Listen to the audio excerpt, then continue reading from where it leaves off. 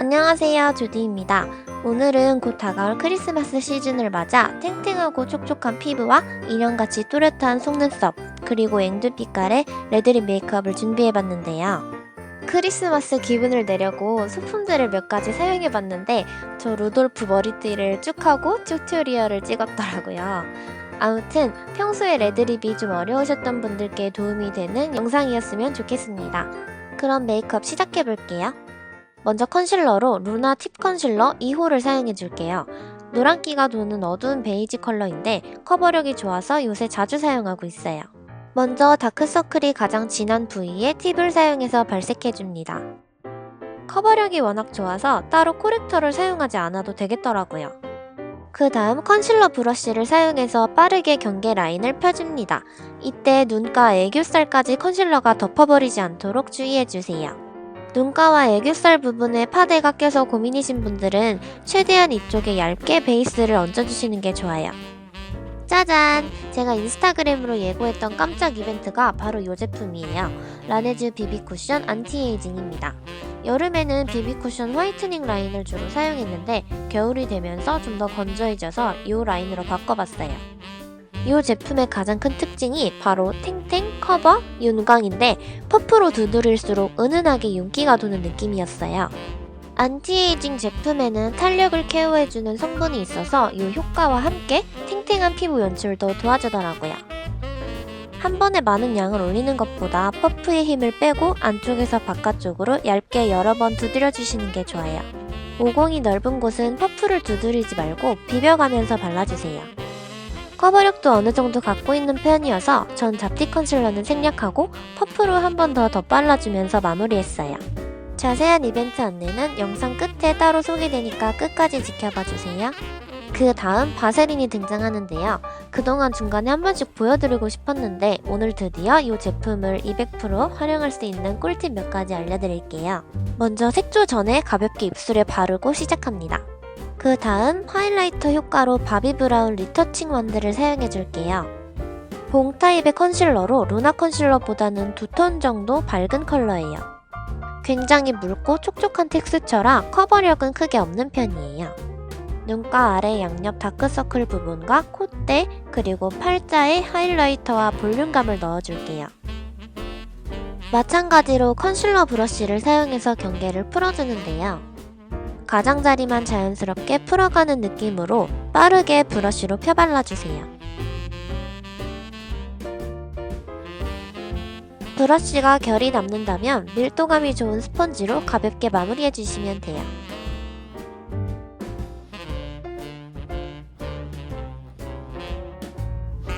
브로우는 오늘 좀 더 내추럴한 눈썹을 위해서 파우더 타입의 브로우를 사용했어요. 매번 말씀드리지만 눈썹은 항상 아래쪽부터 슥슥 그려주셔야 합니다. 눈썹 위쪽부터 모양을 잡아버리면 본래 눈썹 두께보다 두꺼워질 수 있어요. 앞쪽부터 뒤쪽으로 숱을 메꾸어가면서 너무 처지지 않는 일자 눈썹을 만들어줄게요. 그 다음 조그만 아이라이너 브러쉬에 브로우 파우더를 묻혀서 눈꼬리 쪽은 좀 더 섬세하게 그려줍니다. 다음에 아까 사용했던 컨실러 브러쉬로 모양을 살짝 정돈해주세요. 저는 눈썹 그릴 때 시간이 가장 오래 걸렸었는데 컨실러 브러쉬로 눈썹 외곽 쪽을 정리해주니까 시간이 훨씬 덜 걸리더라고요. 눈썹 마스카라는 아리따움 아이돌 브로우 5호 다크 브라운 컬러를 사용해줄게요.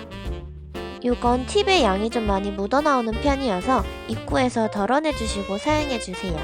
눈썹 앞머리부터 숱을 속듯이 빠르게 발색해줍니다.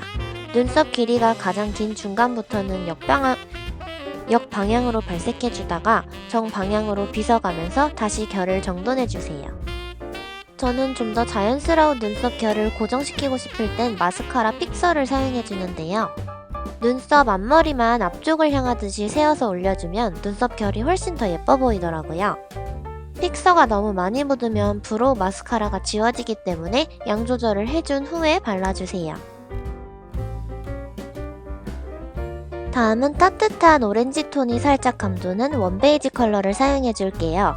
오늘은 입술에 촉촉한 레드 포인트가 들어가기 때문에 눈에 깊은 음영은 생략했어요. 섀도우 브러쉬에 묻혀서 눈두덩이 중앙이 가장 진하게 발색될 수 있도록 섀도우를 묻혀줍니다. 그 다음 경계를 풀지 말고 브러쉬를 뒤집어서 왼쪽 눈에 바로 발색을 해주세요. 이렇게 발색해주면 섀도우를 몇 번씩 브러쉬에 묻힐 필요가 없고 자연스럽게 경계도 풀어져요. 다음은 쉬머하게 반짝이는 금펄의 옅은 오렌지 컬러를 사용해줄게요. 쉬머한 제형이긴 한데 이 텍스처가 약간 비늘 느낌으로 반사되는 느낌은 아니어서 눈두덩이 전체에 단독으로 발라도 예쁘겠더라고요. 아까 바른 영역과 동일하게 브러쉬로 펴발라줍니다. 삼각존부터 애교살 중앙까지 끌어와서 같이 발색해줄게요. 저는 스킨푸드 섀도우 팔레트 중에 이 제품이 가장 마음에 들더라고요. 미네랄 슈가 블렌드 아이즈인데 이 중에서도 4호를 가장 좋아합니다. 세 번째 컬러를 팁 브러쉬 앞부분 위주로 양쪽에 묻혀준 다음에 눈두덩이를 먼저 가볍게 쓸어주고 팁을 눕혀서 눈두덩이 전체에 쓱 하고 발라주세요. 다음엔 작은 포인트 브러쉬에 네 번째 컬러를 묻혀서 눈꼬리가 들어갈 라인을 잡아주세요. 살짝 반사되는 미디엄 톤의 브라운 컬러로 이 컬러 삼각존에 채워도 짱짱 예쁩니다. 다음은 시세이도 속눈썹 뷰러를 사용해줄게요. 오늘은 인조 속눈썹을 붙인 것 같은 또렷한 인형 속눈썹을 연출해 주어야 하기 때문에 이 제품을 선택했습니다. 이 제품은 뷰러 길이가 좀 길고 곡률도 살짝 크게 굴곡지지 않아서 긴 눈매를 가지신 분들께도 좋을 것 같아요. 속눈썹 끝으로 갈수록 힘을 풀어가면서 꼼꼼하게 컬링을 해줍니다. 그 다음 속눈썹 고데기에 전원을 미리 켜둔 다음에 예열될 동안 아이라이너를 먼저 사용해줄게요. 요거 라오스 여행 갈 때 면세에서 구입했는데 진짜 엄청 잘 그려지고 잘 번지지도 않아요. 펜슬을 가로로 그어가면서 점막을 채워주는데요. 빈 곳은 점을 찍듯이 세로 방향으로 그어서 발색해주면 점막 채우기가 훨씬 쉬워요. 반대쪽도 같은 방법으로 꼼꼼하게 채워줍니다. 그 다음 뜨겁게 예열된 속눈썹 고데기로 언더 속눈썹을 아래 방향으로 쭉쭉 컬링해줄게요. 언더 속눈썹에 뷰러 사용이 어렵다 하시는 분들은 이렇게 속눈썹 고데기를 사용해보시는 걸 추천드려요. 저는 요거 건전지를 계속 갈아주면서 사용해주고 있습니다. 아이라이너는 삐아의 촉촉한 초코쿠키 제품을 사용해줄게요. 요건 딱 따뜻하고 깊은 코코아 색감 같은 컬러예요. 근데 아이라이너 어느 순간 굳어있는 거 저뿐만이 아니겠죠? 이럴 때 살짝 상태 안 좋은 아이라이너 소생하는 방법 알려드릴게요. 라이너 브러쉬에 바세린을 아주 조금만 덜어서 같이 섞어줍니다. 너무 많이 섞으면 아이라이너가 뭉치고 떡이 질 수 있어요. 오늘은 눈꼬리 라인을 살짝 올려주면서 굉장히 얇게 빼주었어요. 눈꼬리는 솔직히 취향 따라 그리셔도 상관없어요. 다음은 삐아 초코무스 아이라이너를 사용해줄게요. 이 컬러 제가 삐아 아이라이너 중에서 가장 좋아하는 컬러입니다. 요거 색감이 딱 부드러운 모카 느낌으로 삼각존이나 언더점막에 채워줘도 예뻐요.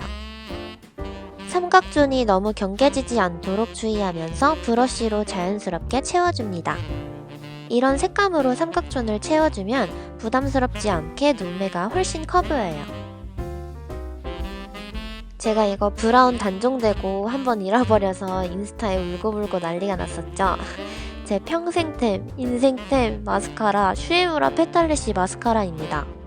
저 이거 브라운만 거의 4통째 넘게 비웠는데 브라운 컬러만 단종됐더라고요.